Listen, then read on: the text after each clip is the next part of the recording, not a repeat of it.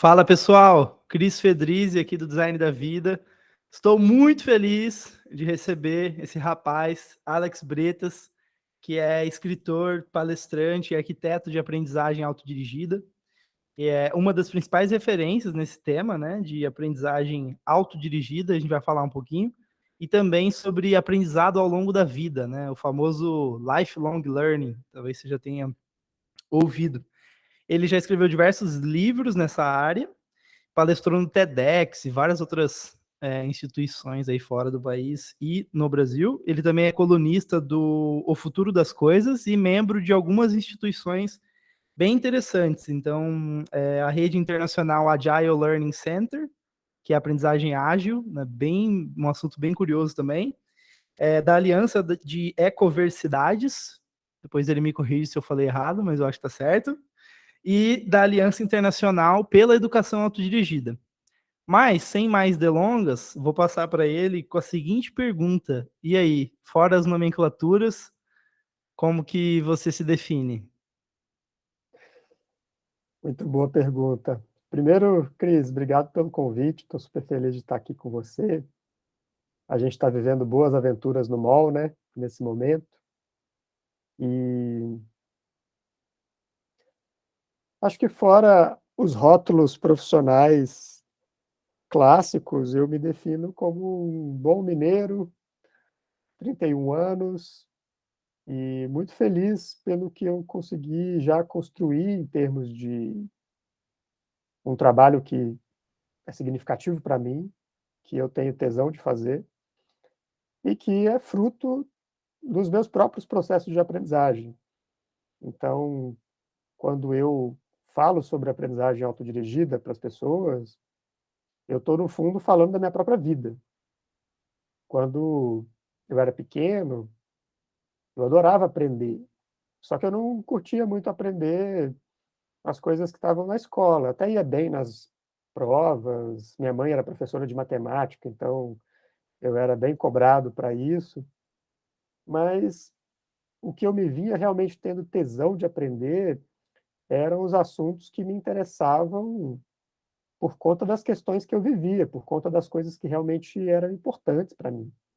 Eu queria aprender a cantar, eu queria aprender a ficar com um corpo magro e definido, porque era isso que, naquele momento, né, com a minha cabeça de adolescente, era isso que importava. E isso gerou uma série de processos de aprendizado incríveis sobre nutrição esportiva, fisiologia do exercício.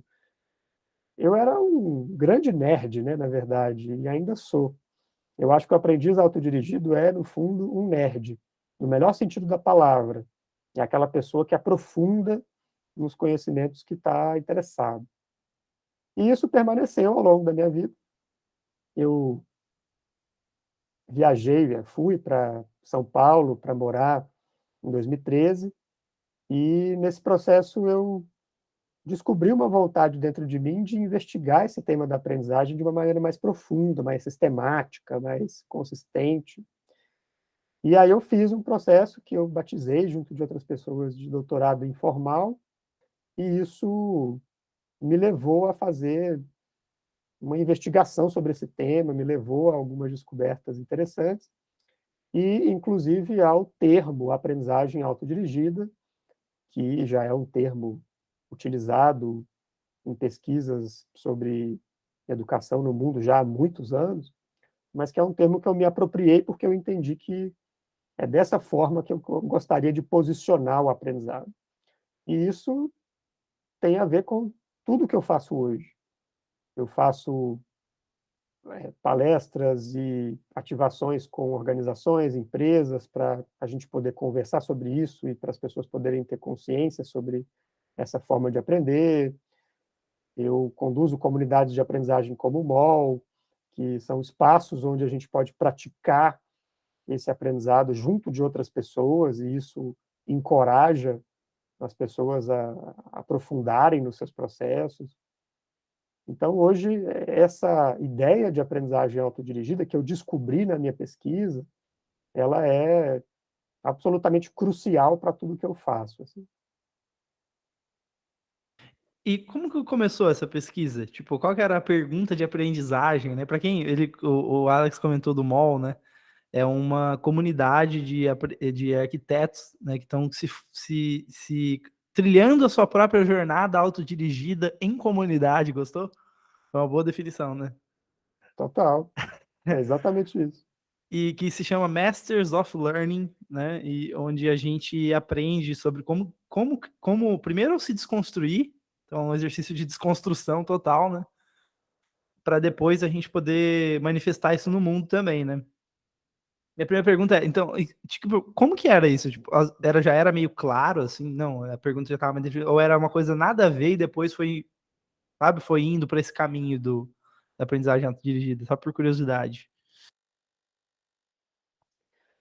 Foi algo que surgiu a partir de uma inquietação, de uma curiosidade minha. A minha formação acadêmica, né, graduação, não é em educação, eu formei em administração pública. Nesse processo da faculdade, eu comecei a me questionar mais intensamente sobre como que se faz educação, quais são as formas de se pensar esse fenômeno da educação. Porque eu estava me percebendo insatisfeito com uma série de coisas do curso que eu estava fazendo, da forma como ele era estruturado.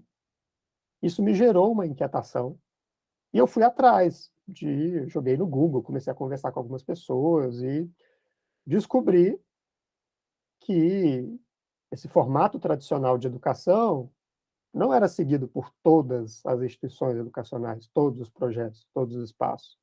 Tinha alguns espaços que estavam pensando isso diferente. E aí, eu lembro que uma das primeiras descobertas desse sentido, acho que como muitos brasileiros, né, porque o projeto é muito influente aqui, foi a Escola da Ponte, em Portugal. E aí eu descobri o Zé Pacheco, e eu falei, nossa, cara, é isso, né? E isso é muito poderoso. Como é que a gente pode ter mais disso? O que que é E, isso? Só para explicar, porque às vezes as pessoas não conhecem. boa, é uma autonomia para você definir os seus percursos de aprendizado.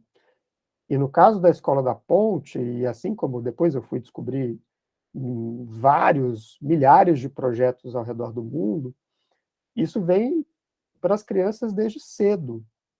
Isso é uma coisa que é colocada para elas desde o início da vida pedagógica escolar.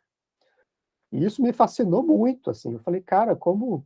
Eu estudei numa escola católica tradicional, conservadora, bem engessado, daqueles moldes que a gente conhece bem. Eu falei: "Cara, como que seria a minha vida se eu tivesse tido uma oportunidade de estudar em algum lugar assim?". E aí a minha pergunta foi: uma vez que eu não tive nesse momento da minha infância, adolescência, como é que a gente pode fazer com que pessoas adultas possam criar o seu aprendizado desse lugar de autonomia, de liberdade, de criação, como um ato criativo, de fato.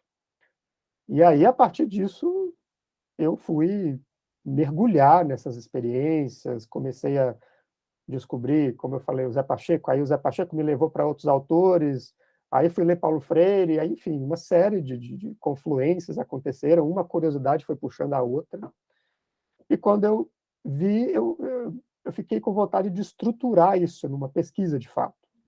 Fiquei com vontade de oficializar isso que eu já estava fazendo no meu tempo livre, e essa oficialização, essa estruturação da jornada, eu fiz um financiamento coletivo na época, né, para arrecadar recursos para sustentar isso, também serviu como uma forma de eu blindar o meu tempo, sabe? Porque quando você estrutura, você oficializa, você dá nome, você se organiza para isso, aí você consegue mais facilmente ajustar a sua agenda, os seus tempos para priorizar isso que você quer fazer. E nesse momento da minha jornada isso foi importante, assim, porque eu queria escrever um livro, né? O meu objetivo nesse processo, um dos, né, era escrever um livro com os resultados da minha investigação. E eu queria que fosse um livro legal, eu queria que fosse um livro que as pessoas quisessem ler, que não fosse uma coisa, como muitas vezes é uma dissertação, uma tese acadêmica que fica guardada tomando poeira na biblioteca da universidade, sabe? E aí eu me empenhei para isso durante 2 anos e meio, e fui fazer entrevista, fui conversar com pessoas, fui visitar projeto, fui viver experiências. Eu me lancei nesse processo de corpo e alma, e 2 anos e meio depois eu consegui lançar esse material que está disponível para download gratuito. Deixa eu explorar um pouquinho a questão da vida, porque assim, o que eu tô aprendendo no mall, por exemplo, e com as pessoas também, é que é uma nova forma de viver a vida, assim. Na real, eu meio que já era assim, sabe? Eu só não tinha uma definição e uma estrutura, né? E aí o mall me deu essa forma, vamos dizer assim. Falou, porra, que legal. Encontrei o grupinho da escola que eu não sabia que tinha, tá ligado? Então foi uma experiência meio assim. Mas enfim, eu acho que é muito mais, tipo, muda a sua forma de lidar com a vida mesmo, né? Eu não sei se você concorda e por quê se você concorda, por quê, né? Concordo totalmente, inclusive, antes dessa gravação aqui nossa, eu estava finalizando um texto onde eu falo dos padrões de comportamento de aprendizes autodirigidos, e esse texto vai sair aí em algum momento em breve, e eu começo o texto falando exatamente isso que você trouxe. É um modo de vida, é um estilo de vida, uma forma de encarar a existência.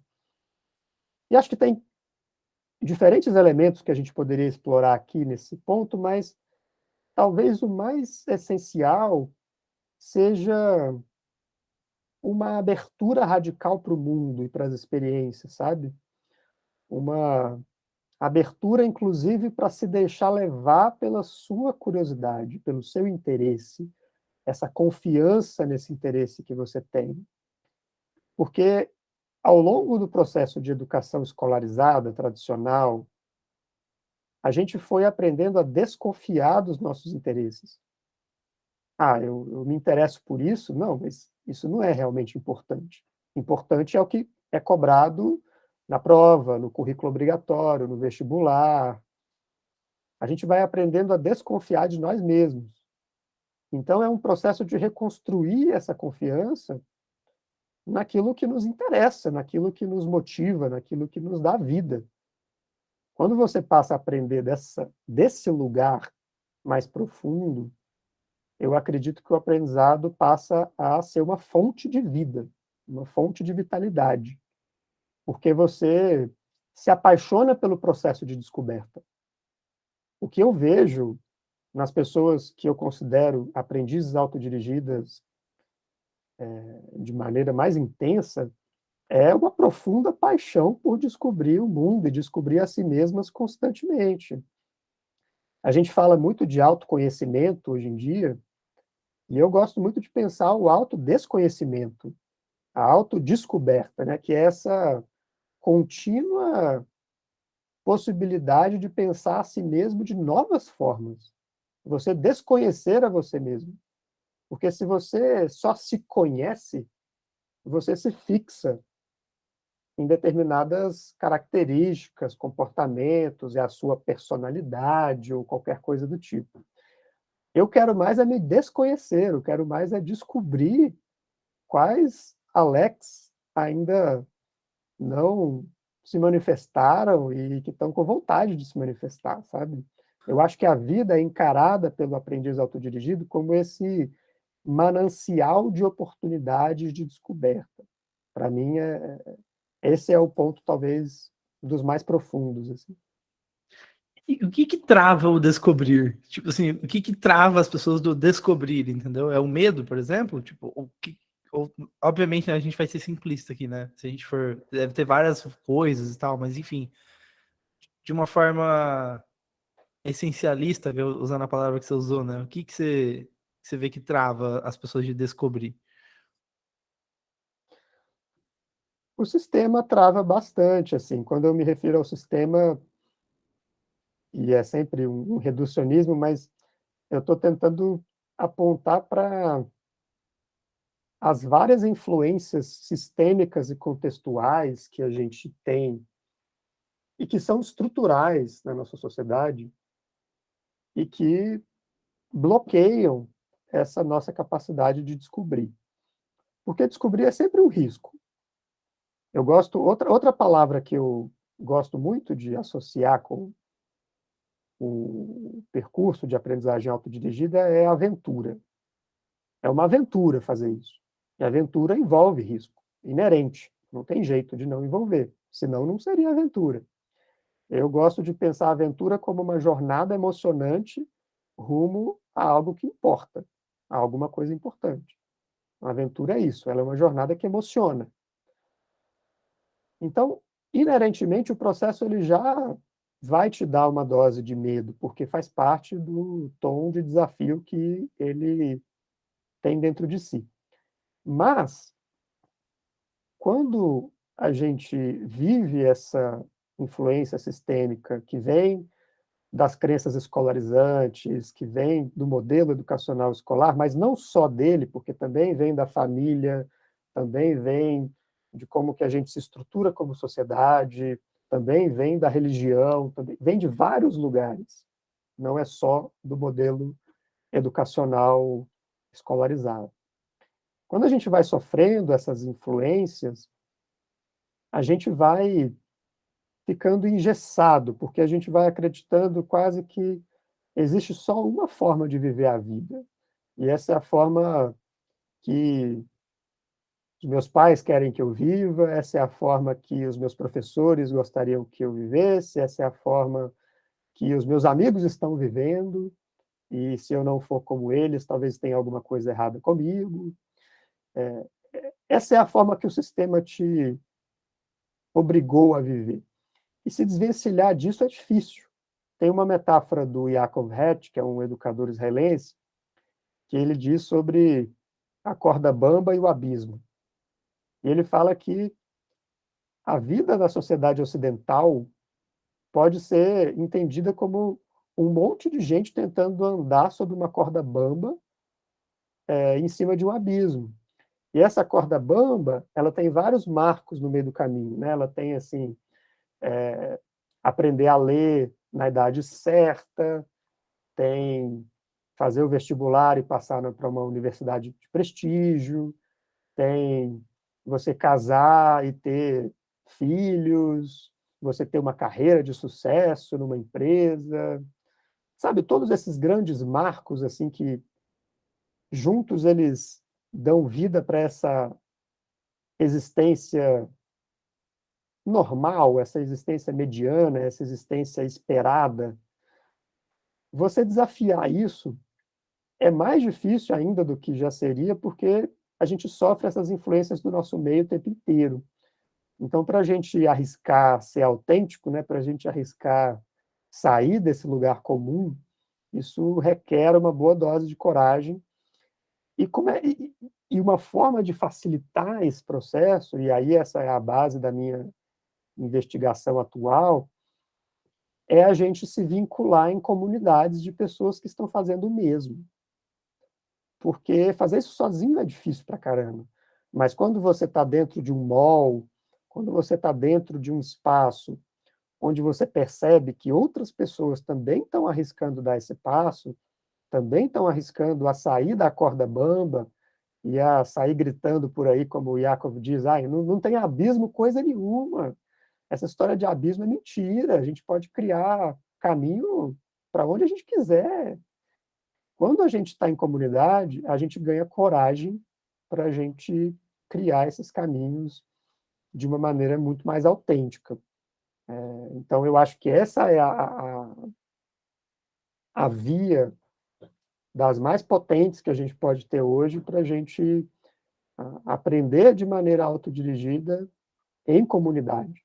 Porque aí a gente se inspira uns com os outros, a gente se ajuda, a gente se apoia, e aí fica mais fácil romper com essa influência do sistema que obriga a gente a viver uma vida que não é realmente a vida que a gente queria escolher para a gente mesmo. Uau, caraca, Tipo, é como se fosse uma. Eu fiz uma pergunta e veio uma tromba d'água, tá ligado? Da cachoeira. Tipo assim. Mas, enfim, explorando isso, cara, eu adoro esses assuntos, assim, tipo, eu passo horas escrevendo sobre isso e refletindo, e o design da vida é essa, vem daí, entendeu? Aí minha pergunta é sobre o sistema. Vamos falar do sistema, mas parece uma palavra meio, mas assim, eu entendi. É basicamente, não é no sentido de como se tivesse alguém ali, uma pessoa que coordena, tipo, não é isso, tá ligado? São várias Exato. influências e vários poderes rolando. Poderes eu falo forças, né? E tal. Beleza. Aí qual é a sua relação hoje? Como foi a sua ressignificação, vamos dizer assim, com o sistema? É uma pergunta meio ampla, mas talvez não tanto, que assim, e aí, sabe? Tipo, e a partir do sistema, tipo, como se relacionar com ele? Porque assim, eu preciso ter renda, tipo, eu preciso vender, e eu sei que você já passou por algumas jornadas, né, de ressignificar, de tentar entender, e eu comprei o mall, né? E foi de uma forma muito autêntica, tipo, um marketing muito genuíno e uma coisa muito legal que gera conexão e enfim, que hoje traz o seu sustento, não só isso, né? Eu sei que você tem outros projetos e várias coisas, mas enfim, como foi isso para você e quais são algumas, sei lá, conclusões assim que funcionou para você, vamos dizer assim? Acho que esse é um tema, assim, a primeira coisa que é importante de eu dizer é que é um dilema que está longe de ser resolvido na minha vida. E acho que você vai lembrar que no lançamento do MOL, essa turma agora, eu escrevi um texto expondo as minhas vísceras, né, contando as coisas mais vulneráveis que estavam passando no meu coração, do tipo: "Cara, tô vendendo um curso caro e tô me chicoteando aqui, porque eu sei que tem um monte de gente que não vai conseguir pagar esse valor. Tipo, quem sou eu na fila do pão, sabe? Será que eu sou aquilo que eu mais temia, né? Será que eu sou um capitalista escroto?" Esses dilemas, eles permanecem comigo, e eu acho que isso também é uma característica do aprendiz autodirigido. Tem coisas que não são para ser resolvidas, solucionadas, tem coisas que são dilemas, questões que você vai lidar com elas. Uma vez você vai lidar de um jeito, outra vez você vai lidar de outro, você vai testar uma hipótese aqui, você vai criar um protótipo ali. E é isso, porque a vida, se a gente soubesse o mistério da vida, já tinha dado game over, né? A gente está aqui para viver esse mistério. Mas sim, eu acho que eu cheguei a alguns caminhos assim que me ajudam a me localizar nesse dilema hoje. Eu entendo que a gente precisa dialogar com o sistema, a gente precisa dialogar com as instituições. No meu caso, né, como eu falo muito de educação, eu preciso dialogar com as escolas, eu preciso dialogar com a universidade, com o meio acadêmico, eu preciso dialogar com as empresas no sentido da educação corporativa, né, do que é feito em termos de educação profissional. Todos esses ambientes, eles têm os seus conservadorismos, as suas questões, assim, das mais difíceis de lidar para mim, no sentido de alguém que está com muita vontade, com muita pressa para que a gente adote logo essa ideia da aprendizagem autodirigida em comunidade, porque eu entendo que isso é uma forma muito mais interessante de se aprender. Não é fácil fazer esse diálogo, mas eu fui aprendendo ao longo do tempo que é necessário. Algumas pessoas vão querer, alguns inovadores, pessoas que criam inovações, vão querer estar dentro do sistema de alguma forma. E isso tem prós e contras, né? Isso vai fazer talvez que o seu processo de inovação seja mais lento, mais gradual, mas ao mesmo tempo pode te fazer impactar muito mais gente, pode fazer a escala do que você cria ser muito mais ampla. Tem alguns inovadores, que eu acho que é mais o meu caso hoje, que preferem correr por fora. E aí o meu diálogo com o sistema é pontual. Eu vou numa organização e eu faço um processo, eu dou uma palestra, eu vou numa escola, eu faço uma roda de conversa com educadores, no máximo eu faço uma imersão, alguma coisa assim, mas eu entro, faço o que eu quero fazer e saio. Isso é uma forma que eu encontrei na minha vida hoje. Eu sei que isso também tem muita dose de privilégio, né, que eu tive acesso, mas é uma forma que eu encontrei hoje de manter a minha sanidade mental, porque para mim, e eu não acho que isso é a resposta para todo mundo, óbvio, mas para mim eu entendo que é importante eu manter o meu território criativo, eu manter muito tempo na minha agenda para conseguir criar as minhas coisas e estar dentro de ambientes com pessoas com as quais eu realmente quero conviver, quero aprofundar laços e quero criar coisas, né? Que eu acho que o mall esse espaço, na sua máxima potência. Então, acho que esse diálogo é importante, mas conservando essa possibilidade de autonomia. E com relação à grana, com relação a sustento financeiro, é bem o que você trouxe, assim, eu sempre quis ter, desde que eu comecei a trabalhar com educação, eu sempre quis poder ter renda, me sustentar financeiramente dos meus projetos autorais, desde o início.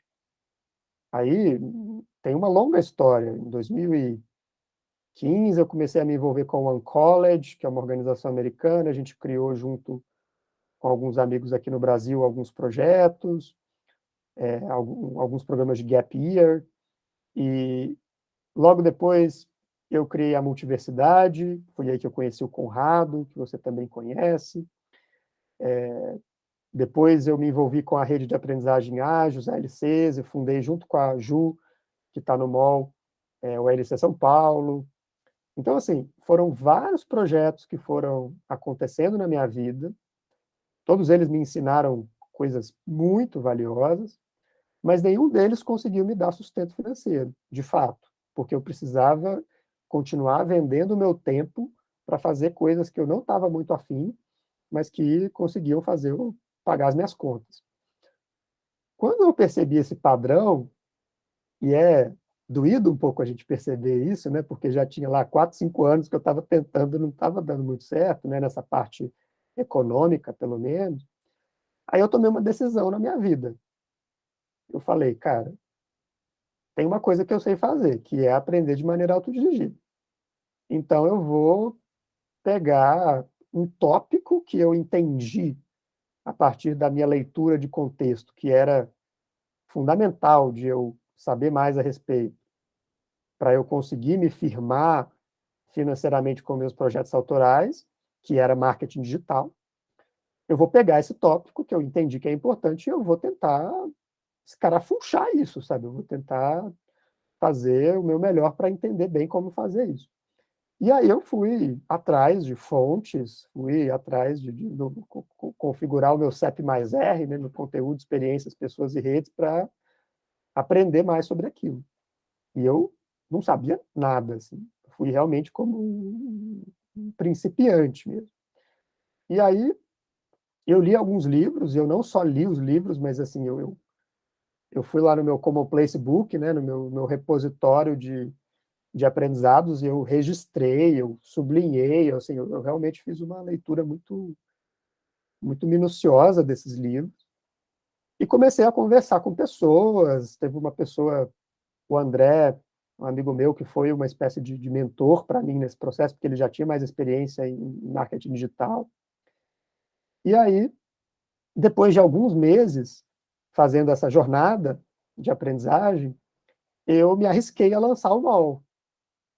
E o MOL foi um lançamento de produto de marketing digital. Usou lá a forma de lançamento, usou os recursos e técnicas de marketing. Eu não tenho vergonha de assumir isso, só que o ponto que eu acho que fez toda a diferença e que eu logo entendi que faria sentido fazer dessa forma foi transmutar esse conhecimento de marketing digital, dessas técnicas e tudo mais, numa linguagem, num formato que me soassem realmente autênticos, que não fosse só vou pegar aqui os gatilhos mentais e vou aplicar porque assim eu vou vender. Não, cara, eu eu não me perdoaria se eu fizesse isso, sabe? Porque isso não sou eu. Eu já tinha estabelecido naquele momento, isso foi início de 2020, né? Eu já tinha estabelecido naquele momento um diálogo com alguns seguidores, né? Eu já tinha uma base de pessoas que não era muito grande, até hoje não é, mas uma base de algumas pessoas que, desde o financiamento coletivo, em 2014, eram pessoas que seguiam o meu trabalho, que me acompanhavam. E eu pensei, cara, eu não quero destruir o meu relacionamento com essas pessoas. Eu quero que, pelo contrário, quero que esse lançamento ele reforce vínculos que eu tenho com elas.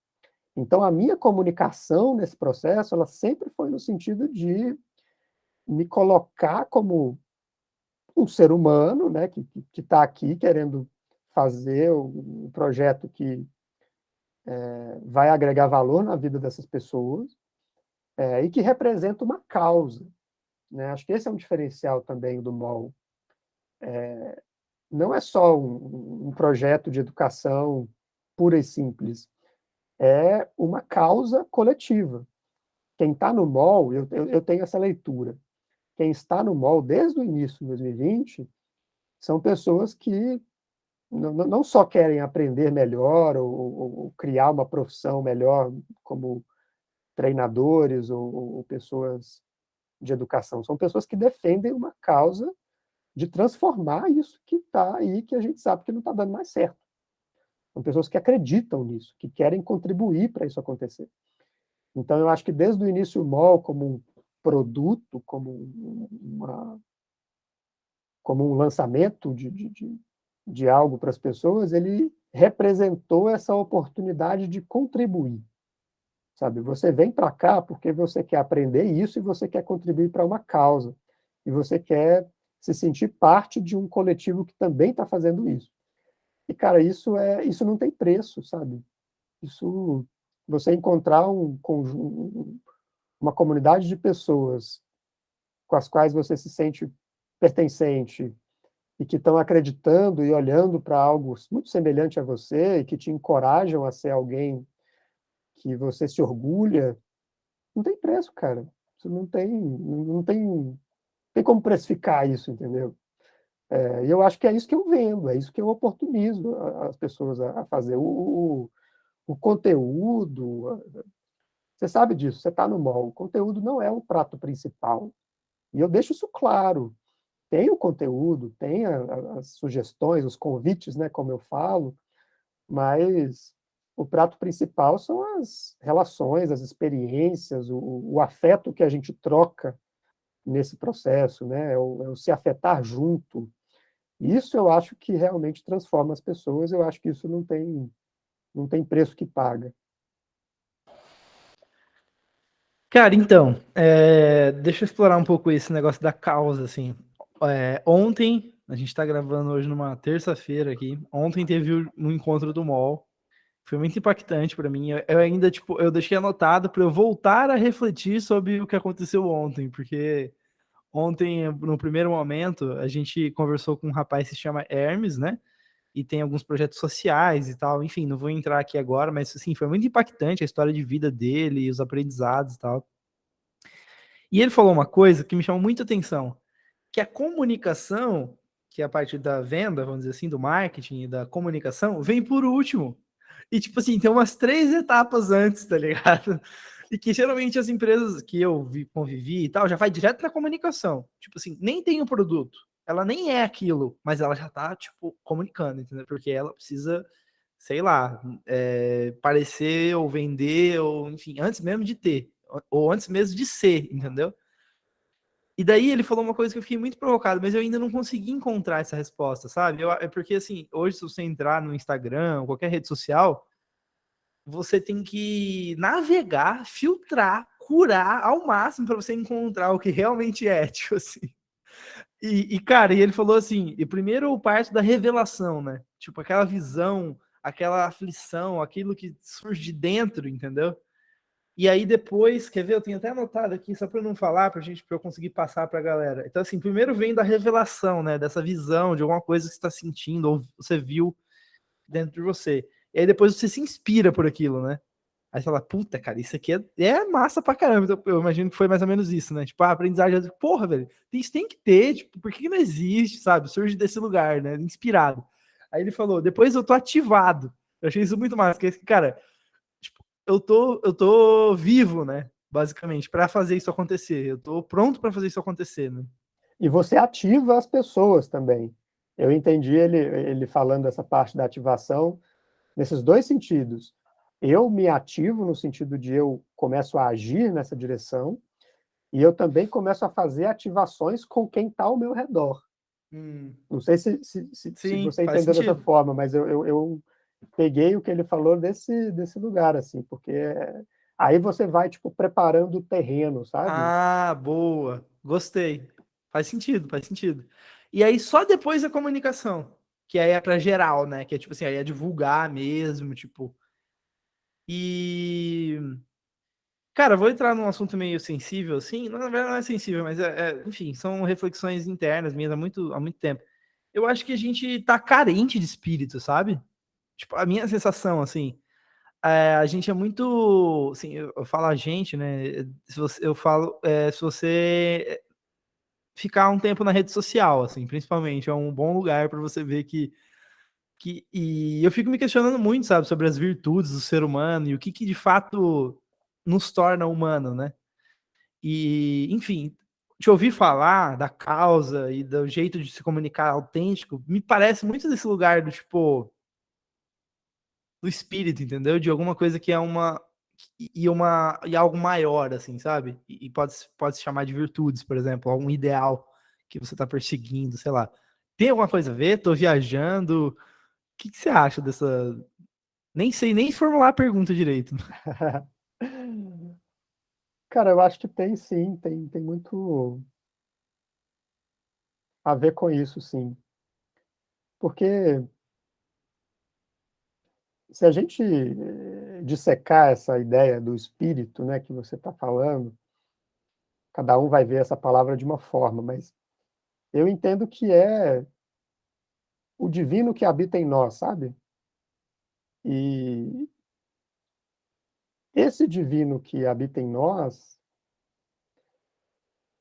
eu entendo que é essa a chama que aparece quando a gente se permite buscar o nosso interesse, quando a gente se permite se encantar por algum aprendizado, quando a gente se inspira, né, para usar o segundo ponto lá do Hermes, esse momento de inspiração a partir de qualquer dado da nossa realidade. Como ele falou, né, eu posso usar o choro de uma criança como uma fonte de inspiração. Eu posso usar um jovem usando droga como uma fonte de inspiração. É isso, né? É muito simples e ao mesmo tempo é muito profundo. Você se deixa afetar. E aí, esse é o ponto. Eu estou tô pensando enquanto eu falo, mas esse é um ponto interessante para olhar para essa questão do espírito, porque a gente ficou anestesiado nesse lugar do afeto. E aí é essa carência de espírito que você está falando, sabe? Porque o sistema e a gente mesmo interagindo com esse sistema o tempo todo, a gente vai criando casca, sabe? A gente vai criando máscara, a gente vai se neutralizando, se anestesiando com relação a tudo que acontece no mundo. Não estou falando só dos problemas, só dos desafios, que a gente sabe que são imensos. Estou falando também dos encantamentos, estou falando das contemplações, estou falando das partes também bonitas da vida. E todo o processo de aprendizagem autodirigido que eu conheço parte de um afeto, parte de alguma coisa que te moveu de certa forma, sabe? O Jorge Larossa, que é um pedagogo espanhol, ele tem uma definição de experiência muito famosa e muito interessante, que é a experiência não é o que acontece, não é o que toca, não é o que passa. A experiência é o que te acontece, é o que te toca, é o que te passa. A experiência é o que te afeta. E é esse o ponto onde eu acho que a gente está carente. A gente está carente de experiências que nos afetem no nível que a gente se permita esse movimento em direção a construir alguma coisa com isso. Porque a afetação é o primeiro passo, né? Aí tem um paralelo muito grande com o que o Hermes trouxe. A partir daí, você precisa se permitir construir alguma coisa. E essa construção, ela leva tempo. Geralmente, ela leva tempo. Não é de uma hora para outra. Eu acho que a gente está num ambiente social, também ecoando a sua leitura sobre ele, é que a gente também está vivendo uma era onde parece que o sucesso é muito imediato, assim, muito imediatista, sabe? A gente vive na era dos likes, né? Então, se você posta alguma coisa e não bomba, você já fica, porra, mas que sacanagem, as pessoas não querem me ouvir, eu realmente não presto para isso, vou fazer outra coisa. Cara, é um processo, sabe? Demanda tempo, demanda dedicação, demanda. E talvez você nunca vai chegar num estágio dos mega influenciadores ou produtores de conteúdo ou pessoas famosas e ultra reconhecidas, né? Mas esse não é o ponto, entendeu? Esse não é a questão. Eu nunca pensei ou desejei ter centenas de milhares de seguidores, fazer o meu trabalho chegar a todas as pessoas do planeta. Cara, eu quero que o meu trabalho chegue nas pessoas que estão interessadas nele e que estão a fim de serem companhias ao longo desse percurso, sabe? Eu escrevo a newsletter, né? A newsletter é o lugar onde eu mais me expresso assim nas redes. Eu acabo republicando, repostando em outras redes sociais, mas a newsletter é meu espaço de expressão principal assim do cotidiano. E às vezes as pessoas me escrevem assim, de vez em quando me respondem, olha, achei muito legal esse post, obrigado e tal. E eu sempre respondo para as pessoas falando obrigado por ser companhia nesse percurso, porque eu vejo as pessoas que me leem como companhias. E isso é tudo que eu quero, sabe? Não precisa de ser muita gente. Se algumas pessoas estão ali junto comigo, podendo me validar, me legitimar, me reconhecer num lugar de, poxa, eu escuto o que você está dizendo. Não preciso concordar nem discordar, só estou aqui te escutando. Isso é, isso é tudo que a gente precisa, de certo modo, sabe? Para a gente conseguir voltar a se afetar, para a gente conseguir voltar a ter a consistência necessária para construir alguma coisa que realmente importa para a gente. E se a gente vai ter fama ou não, se a gente vai ganhar muito dinheiro ou não, se a gente vai acessar certas oportunidades ou não, foda-se, sabe? Tipo, isso não é o ponto. Uau! Cara, vamos lá. Isso tem a ver com os jogos que a gente joga. E talvez a maioria tá jogando um jogo chamado status social, entendeu? Que é um jogo também. Tipo, é total um jogo, entendeu? E uma vez eu vi que existem 3 jogos, assim, né? Tipo, existem vários outros, mas enfim, de uma forma bem simplista, tentando reduzir para entender. Então, vou tentar trazer e aí você me fala se tem. Como você olha o jogo que você está jogando? Porque eu tenho muita curiosidade, assim, de saber que jogo você escolheu jogar. Porque isso é uma escolha consciente, muitas vezes, outras vezes não. Mas eu imagino que talvez para você tenha sido uma decisão. Tipo, cara, não quero jogar esse jogo aqui, entendeu? Então, assim, 80% ou 90% está jogando jogo social. Eu diria que 90% está jogando jogo social, status social. Por isso que as redes sociais deu muito certo. Né?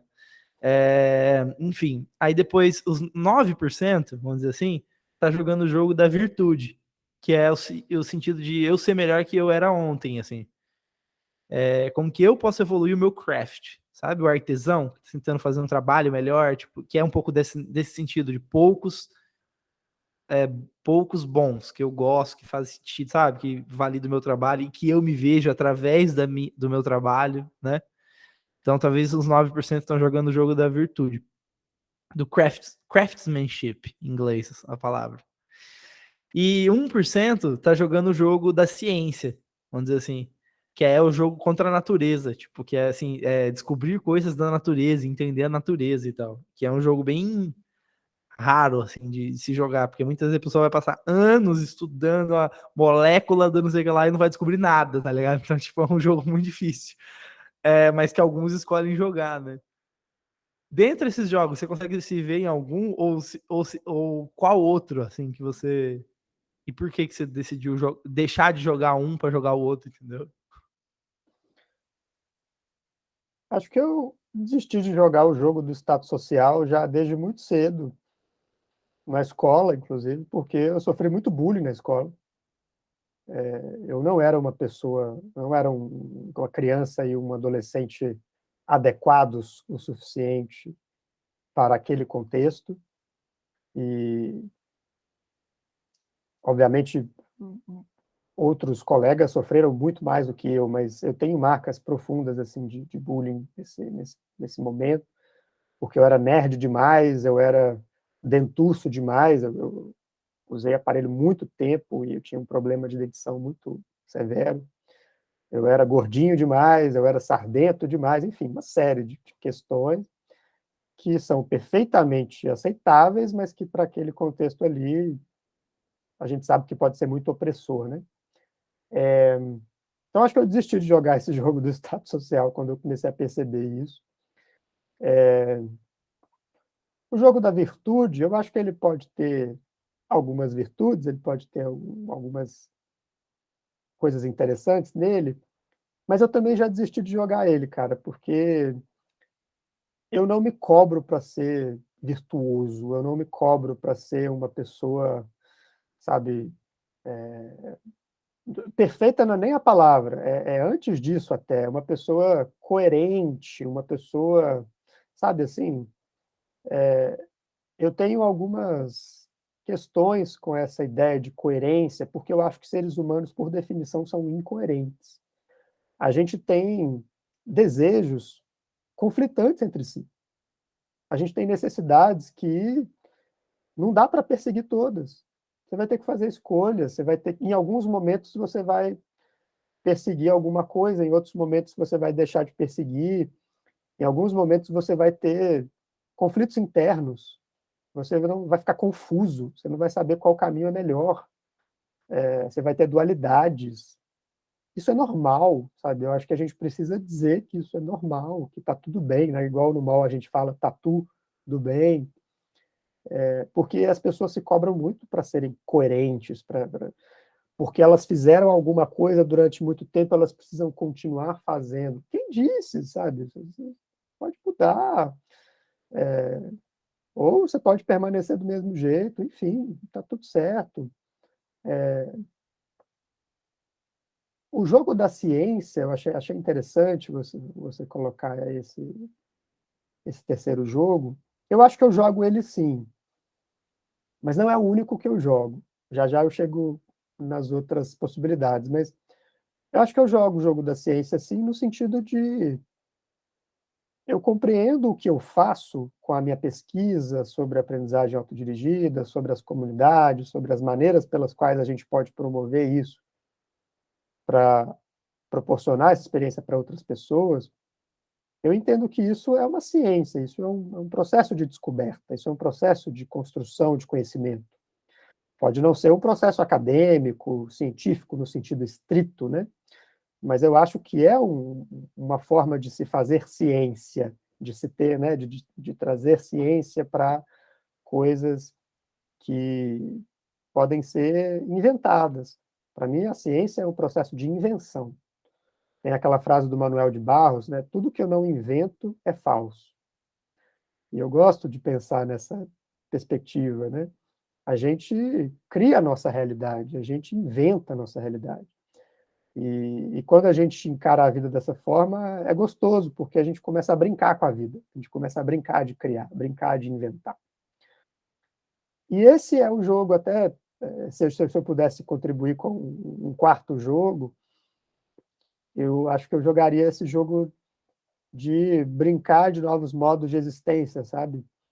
Esse jogo de me experimentar de formas diferentes, esse jogo de cultivar uma vida interessante.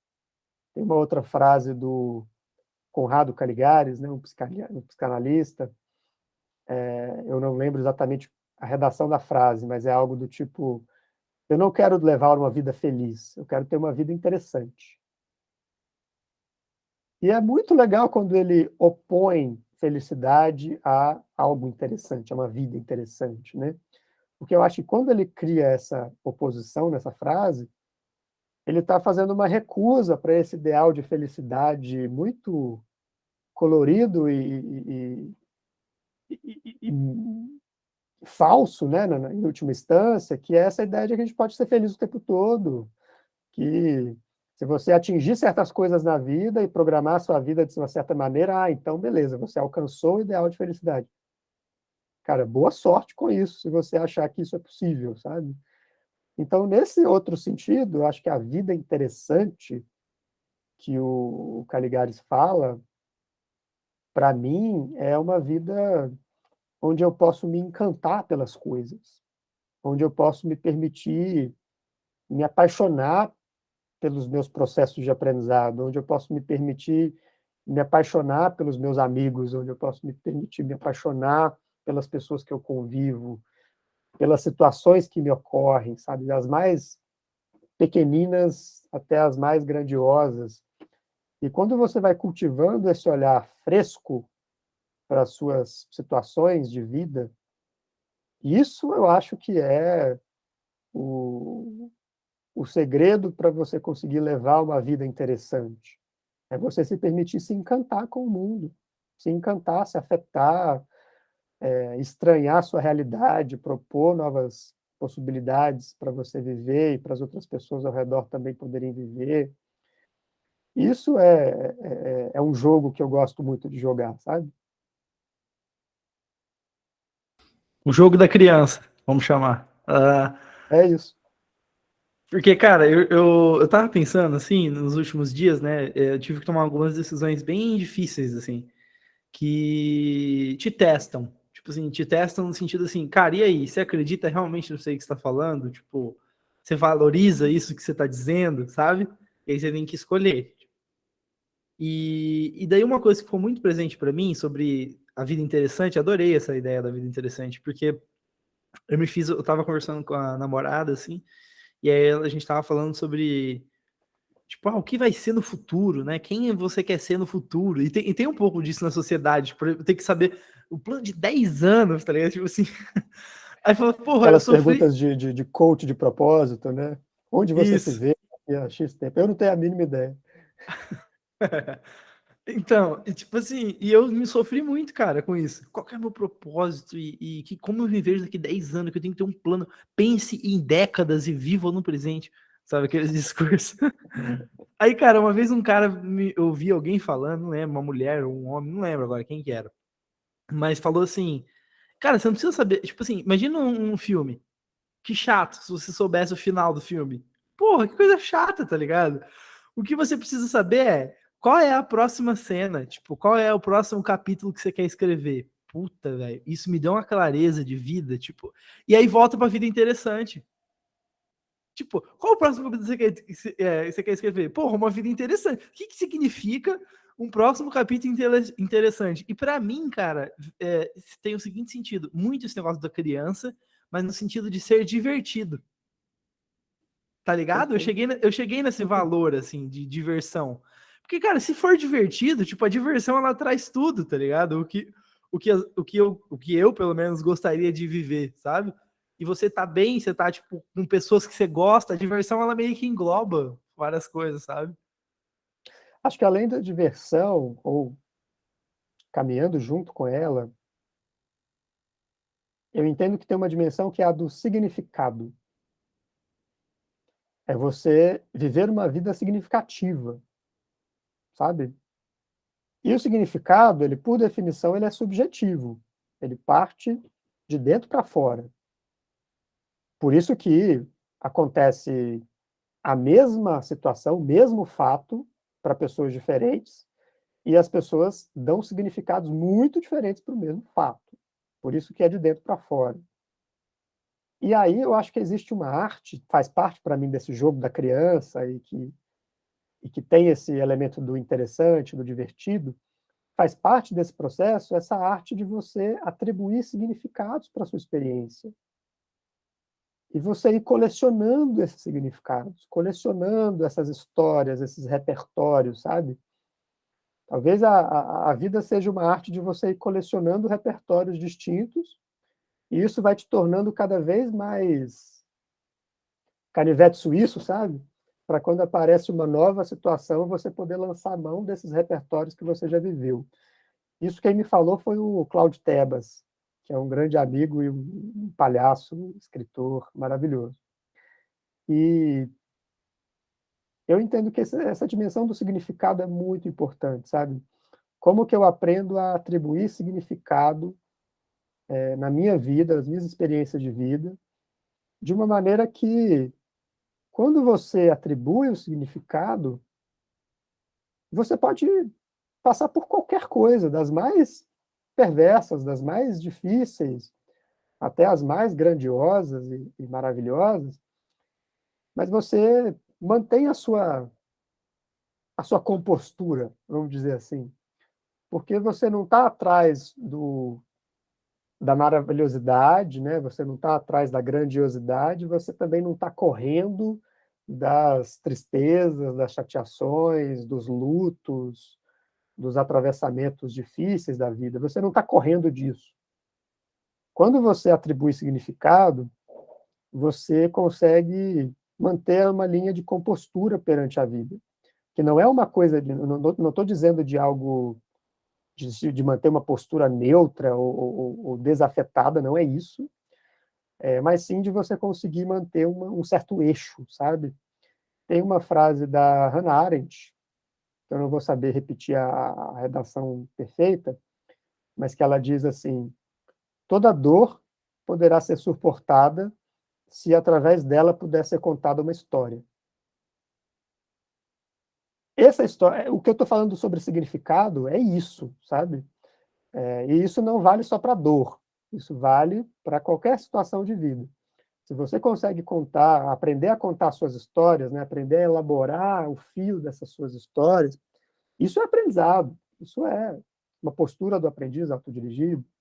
Você vai aprendendo a dar significado para essas histórias, você vira um estoico, né? Você vira alguém que consegue suportar, você vira alguém que tem mais combustível, que tem mais capacidade de suportar os dilemas da existência. Né? Crescer com eles, né? Eu acho que talvez até mais do que só ficar ali, né? Perfeito. Tipo, o significado ele te permite transcender, tipo, ir além do que o desafio vira um trampolim quase, assim, tá ligado? O tamanho da dor é o tamanho do potencial, tipo assim, caraca, essa foi... Super, não, não, e não é só a dor, perfeito o que você colocou. E não é só a dor, porque imagina só, o poeta, que é alguém que consegue, como ninguém, atribuir significado para as coisas, ele vê uma cena de um passarinho cantando e ele escreve uma coisa que transcende muito a cena. E quando alguém vai ler, vai acessar emoções e emergências, né, para muito além daquela paisagem que inspirou o poeta. Então, o que você falou está super correto, assim, né? A gente vai além da nossa experiência, consegue acessar novas coisas a partir dos significados que a gente é capaz de atribuir. Uau, Alex, obrigado. Cara, eu vou fazer uma última pergunta pra gente fechar e aí te libero. Aproveitando os minutinhos finais. Cara, adorei. Nossa, foi maravilhoso. Daria pra ficar falando um tempão aqui. Te admiro muito. Tipo, eu preciso falar aqui publicamente. Tô lá no mall, né? Te acompanho e tal, mas enfim, é inspirador, assim.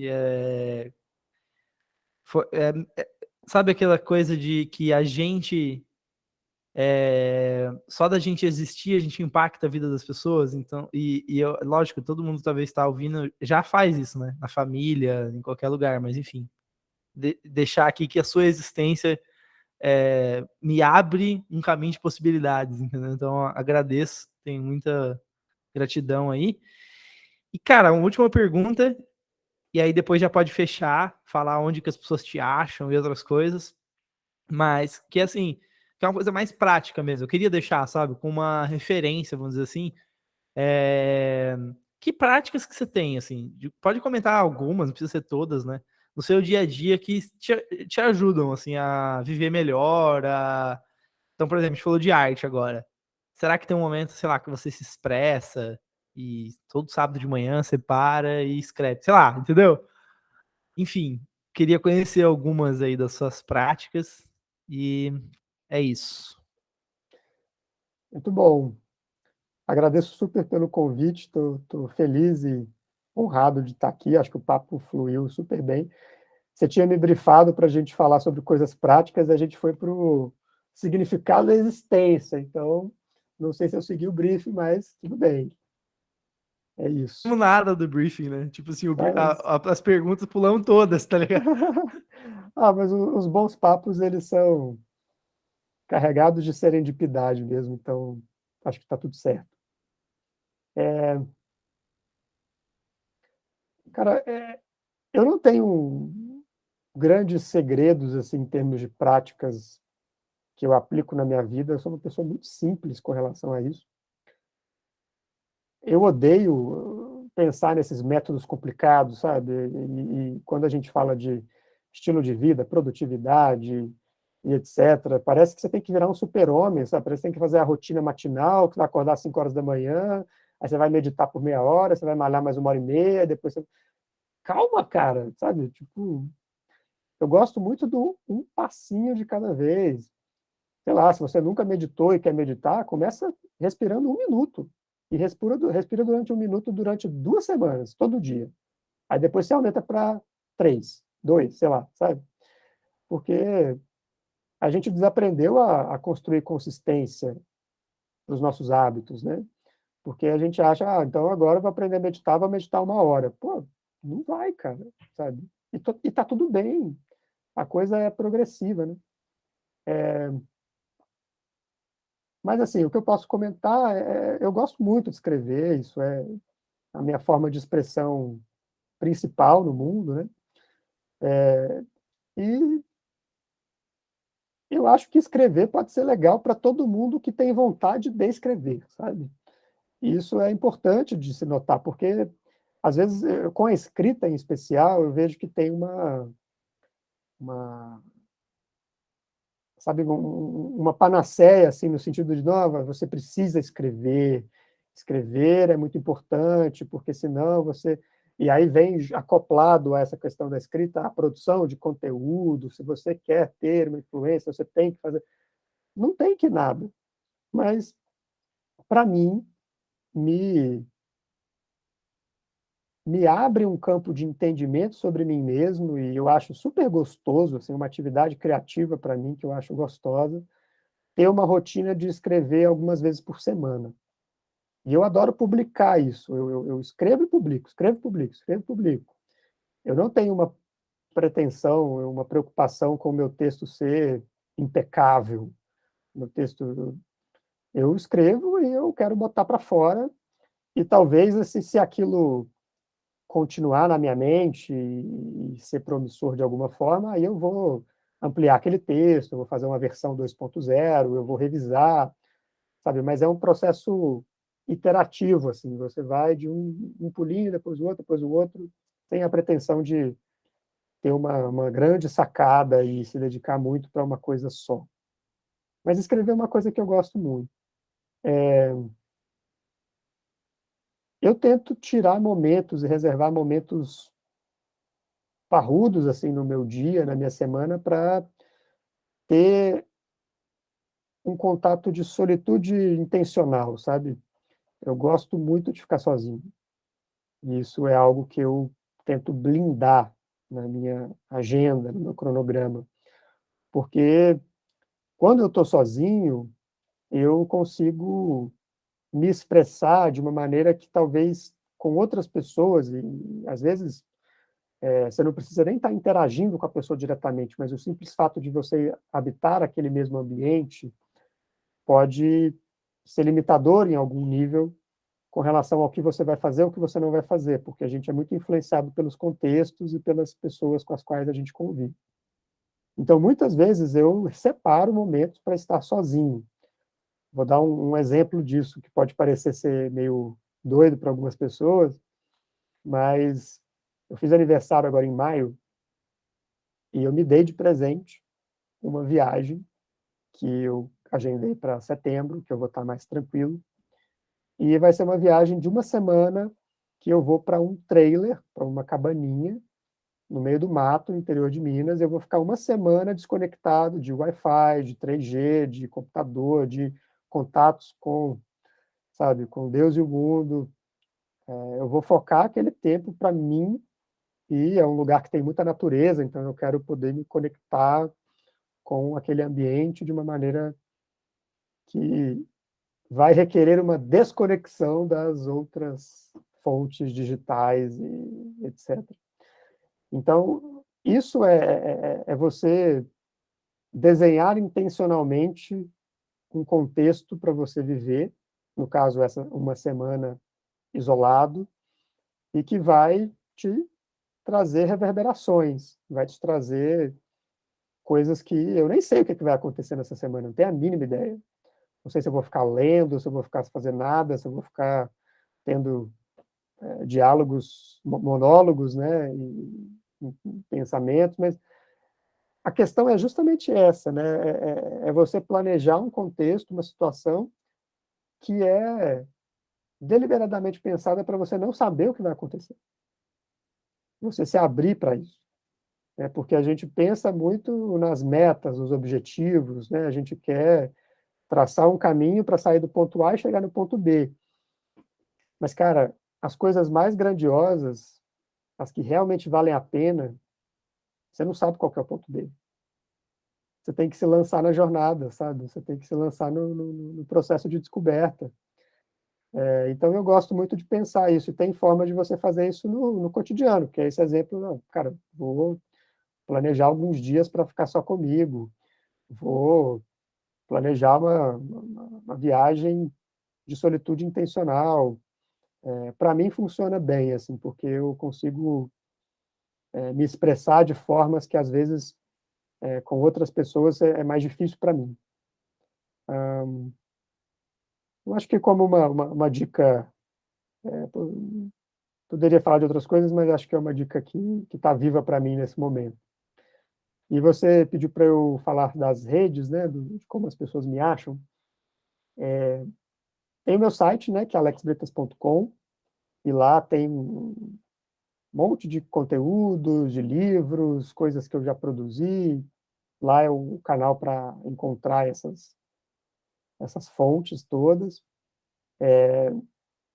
Tem as redes sociais, eu ainda continuo nelas, embora tenha uma série de questionamentos com relação a elas. LinkedIn, que é Alex Bretas 11, mentira, o Instagram é Alex Bretas 11, o LinkedIn é só Alex Bretas, né? Se você jogar na busca lá, você já acha. Mas tem a minha newsletter, né? Como eu falei, que é o canal que eu acho que eu consigo estar mais próximo de quem realmente quer receber o que eu produzo e dialogar com as minhas ideias.